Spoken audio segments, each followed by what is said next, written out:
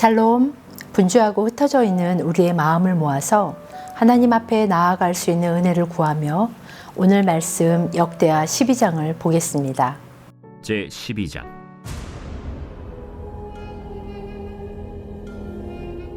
르호보암의 나라가 견고하고 세력이 강해지매 그가 여호와의 율법을 버리니 온 이스라엘이 본받은지라.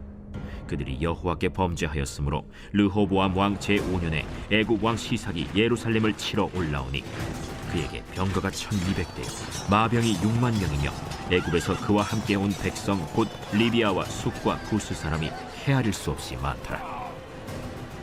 시삭이 유다의 견고한 성읍들을 빼앗고 예루살렘에 이르니 그때 유다 방백들이 시삭의 일로 예루살렘에 모였는지라.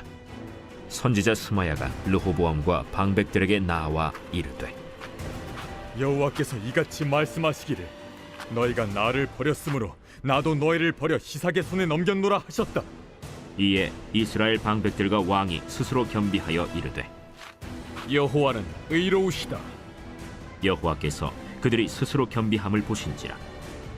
여호와의 말씀이 스마야에게 임하여 이르시되, 그들이 스스로 겸비하였으니 내가 멸하지 아니하고 저희를 조금 구원하여 나의 노를 시삭의 손을 통하여 예루살렘에 쏟지 아니하리라.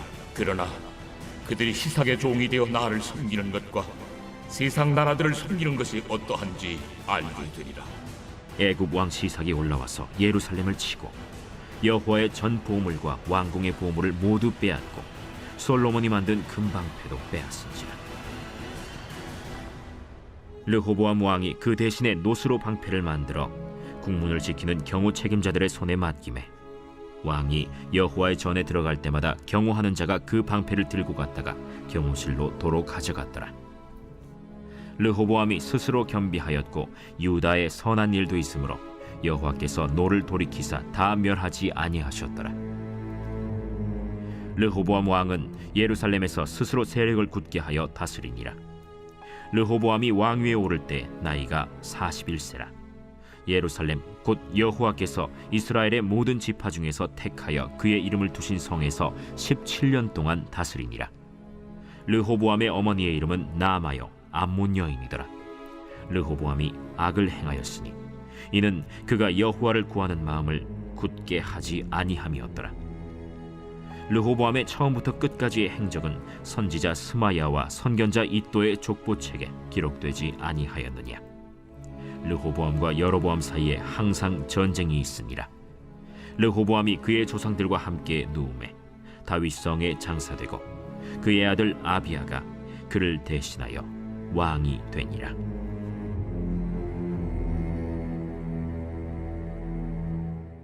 본문은 처음부터 하나님 나라의 타락 원인과 심판을 아주 선명하게 말하고 있습니다. 타락의 원인은 이스라엘이 견고하고 세력이 강해졌기 때문이라고 12장 1절에서 말하고 있습니다. 르호보암의 나라가 견고하고 세력이 강해짐에 그가 여호와의 율법을 버리니 온 이스라엘이 본받은지라. 여호와의 율법을 버렸다라는 것은 하나님과 맺은 언약을 버렸다는 의미입니다. 이스라엘은 자신들의 강함을 다른 곳이 아닌 여호와 하나님을 버리는데 사용했습니다. 오늘날 하나님께서 주신 지혜를 하나님 없이 살아가는 방법을 찾는데 사용하는 것과 같습니다. 그 결과는 몹시 무참합니다. 왕이 여호와의 말씀을 버리니 온 이스라엘이 그 왕을 본받았기 때문이죠. 지도자가 망하자 백성도 망한 현실입니다. 역사는 견실한 판단을 할 수 있는 지도자가 얼마나 중요한지 이처럼 증명하고 있습니다. 역대기는 순결하고 예민한 기초 위에 충성과 풍성함으로 세워져야 하는 하나님 나라와 그 왕들을 이야기하고 있습니다. 2절, 그들이 여호와께 범죄하였으므로 이에 대한 결과는 애굽 왕 시삭이 이스라엘을 피폐하게 만든 것입니다. 이는 언약적 심판이었습니다. 즉 여호와의 말씀에 불순종할 때 신명기 28장에 예견된 대로 적국과의 싸움에서 질 것이라고 말씀하셨습니다. 신명기 28장 25절입니다. 여호와께서 내 적군 앞에서 너를 패하게 하시리니 내가 그들을 치러 한 길로 나가서 그들 앞에서 7길로 도망할 것이며 내가 또 땅의 모든 나라 중에 흩어지고. 이제 어떤 상황이 펼쳐지는지 성경을 계속 보겠습니다. 4절에서 언약적 심판을 받게 되는 이스라엘은 견고한 성읍이었다고 말하지만 애굽 왕 시삭이 그 견고한 성읍을 빼앗고 예루살렘에 입성했습니다. 이어서 하나님의 또 다른 움직임을 보게 되는데 선지자 스마야를 출현시키고 계신 장면입니다. 선지자를 통해 말씀하시기를 5절 너희가 나를 버렸으므로 나도 너희를 버려 시삭의 손에 넘겼노라. 시삭의 손은 하나님을 버린 이스라엘에게 심판의 도구였습니다. 유다는 하나님의 언약을 포기했고 하나님과 맺은 인격적 관계에 소홀했고 우상을 숭배하며 믿음을 저버렸습니다. 그러므로 하나님의 심판은 불가피했습니다. 그러자 백성들의 반응은 6절 하나님은 의로우십니다 라고 고백합니다. 언약에 신실하게 반응하시는 여호와를 기억하는 백성들이 하나님 언약적 공의를 베푸소서 우리가 잘못했습니다 라고 반응한 것입니다. 성경은 계속 스스로 겸비하여 라고 반복적으로 언급합니다. 사건이 일어나야 겸비하는 백성들의 모습은 오늘 우리의 모습과 흡사합니다. 역사를 통해 우리에게 주어지는 교훈은 무엇일까요? 역사 가운데 새로운 세대는 계속 일어나지만 그 역사 가운데 남는 것은 오직 하나님뿐이라는 사실을 기억해야 합니다. 이어서 하나님의 반응을 보겠습니다. 이스라엘이 스스로 겸비함을 보시고 7절과 8절에서 어떻게 말씀하고 계시는지 바른 성경으로 읽어보겠습니다. 그들이 겸손해졌으므로 내가 그들을 멸하지 않고 그들이 가까스로 구원을 얻게 하겠으며 시삭을 통해 내 분노를 예루살렘에 쏟지 않겠다.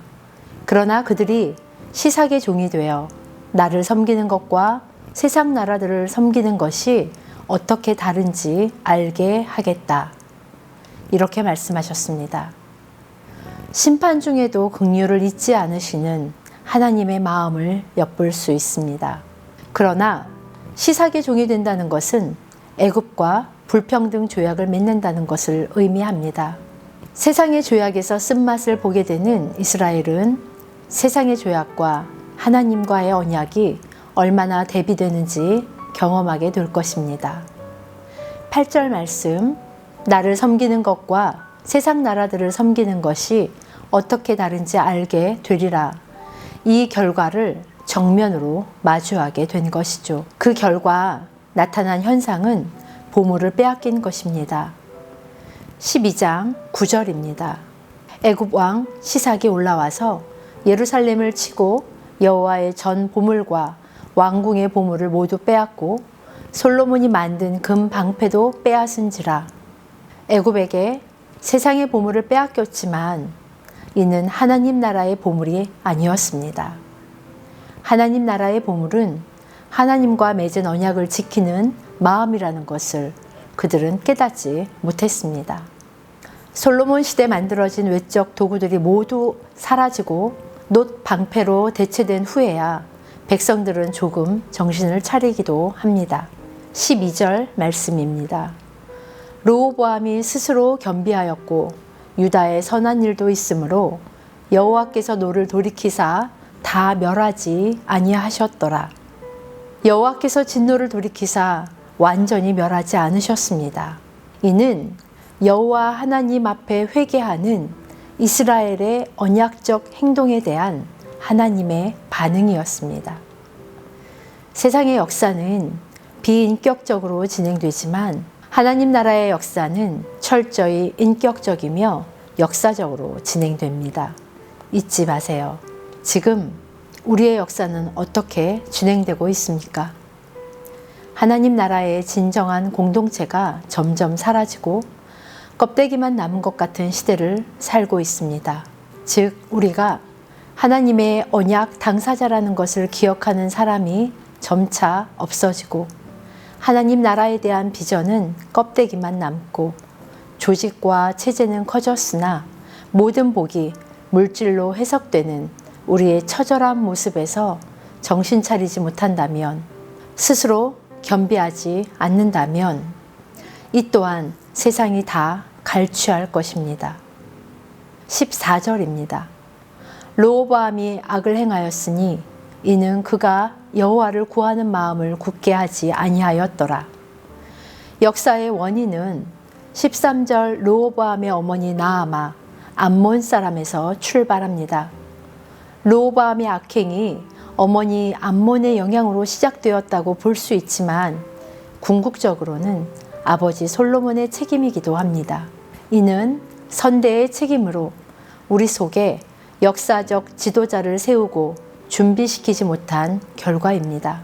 한편으로는 우리 시대의 공동체가 역사적 공동체에 속해 있다는 것을 의미합니다. 솔로몬도 그의 아들 르호보암도 마음을 굳게 하지 않았습니다. 마음으로 여호와를 구하지 않았습니다.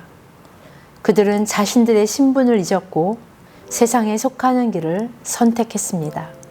12장의 마지막은 항상 여로보암과 르호보암 사이에 전쟁이 있었다고 언급합니다. 한 하나님의 나라가 두 왕국으로 실존하며 공존이 가능할까요? 오늘날 교회가 하나가 될 수 있을까요? 하나님의 뜻을 기억할 때, 한 마음으로 여호와를 굳게 구할 때 가능합니다. 현실은 가능해 보이지 않지만 교회인 우리는 그 소망을 포기할 수 없습니다.